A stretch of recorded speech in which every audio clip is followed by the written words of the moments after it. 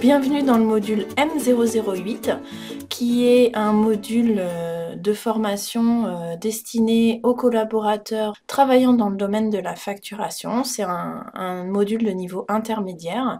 Il a pour objectif de présenter le périmètre et les grands principes de la facturation des cliniques privées dans le domaine des soins de suite et de réadaptation. Ce module, qui va durer une dizaine de minutes, est une introduction à ce sujet. Il va permettre de définir le périmètre d'application de cette facturation individuelle en clinique privée pour les soins de suite et de réadaptation. Si vous débutez dans le domaine de la facturation en établissement, un des prérequis est de regarder notamment le module M004 ES, donc sur les établissements.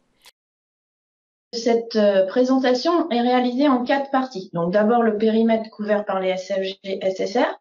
Après, on va passer une bonne partie sur la structuration des SFG en séjour SSRCP qui se rapproche de la structuration de nos SFG en MCO. On va après faire un focus sur les prestations en séjour SSR, donc focus sur comment fonctionnent les prestations.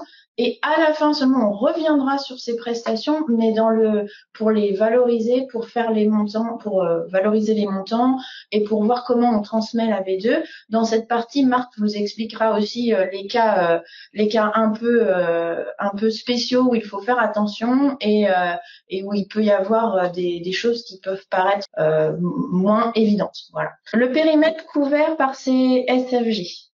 Tout d'abord, on va couvrir tous les assurés sociaux habituels, les migrants et les bénéficiaires de l'AME. Donc, ces trois types de population. On va couvrir, alors ça, c'est pas une surprise, les cliniques privées, donc celles qui sont référencées au D de l'article L162-22-6 du Code de la Sécurité sociale. Et en fait, notre périmètre couvre uniquement les séjours en hospitalisation, pas les ACE. Et on va parler des soins de suite et de réadaptation, donc le SSR. Pour les prestations qui concernent un séjour, on va avoir d'abord les séjours qui vont être financés sur un premier mode de financement qui sont basés sur un GMT. Donc ce GMT, cette prestation GMT, va pouvoir être facturée et elle va avoir éventuellement des suppléments. Donc c'est toute la mécanique qu'on vous expliquera en troisième partie. Après, en plus de ce séjour qui est financé sur la base d'un GMT, on va avoir un ticket modérateur hospitalier qui, comme vous l'a expliqué Gaëlle tout à l'heure, est basé sur le TNJP. Pareil, on va revenir en détail sur cette prestation. Ce qu'il faut retenir, et on le redira, c'est que le ticket modérateur hospitalier, dans le cas d'un GMT, il est systématiquement calculé et transmis pour information au moins. On va avoir aussi des séjours qui sont financés sur la base d'un TNJP et non d'un GMT. Donc ça, c'est un deuxième mode de financement pour certaines populations de bénéficiaires. Donc voilà, dans ce cas-là, le ticket modérateur est possible, mais il n'est pas forcément transmis. Donc toutes ces subtilités-là, on les reverra dans la dernière partie présentée par Marc. Donc ça concerne les frais du séjour, enfin l'hospitalisation. Et après, on va avoir également ce que vous connaissez tous, le forfait journalier hospitalier, donc qui est la participation de l'assuré pour les frais d'entretien. On va avoir les médicaments de la liste en sus SSR. Donc là, c'est une des nouveautés, des nouveautés de la réforme.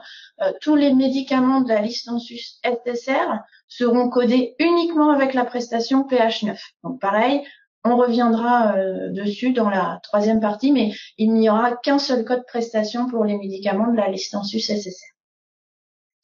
Et le dernier type de prestation qui va être généré, ce sont les honoraires des praticiens et des auxiliaires médicaux, avec l'activité libérale ou salariée et les subtilités en fonction des différents cas.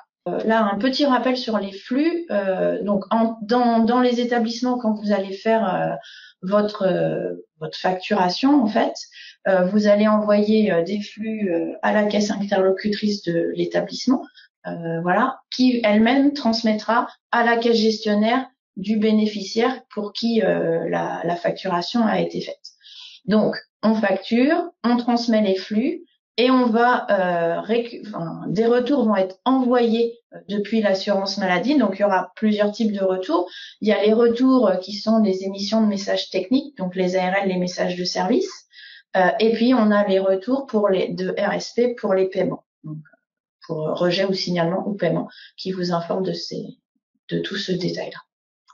Et le dernier point, c'est l'émission des PJ vers l'AMO, donc qui sont toujours transmises avec le processus score via le serveur pair, donc dans le serveur pair, et le pair va aussi envoyer des messages retour. Donc ça, c'est exactement ce qui se passe pour le MCO en termes de flux. Il n'y a aucune modification.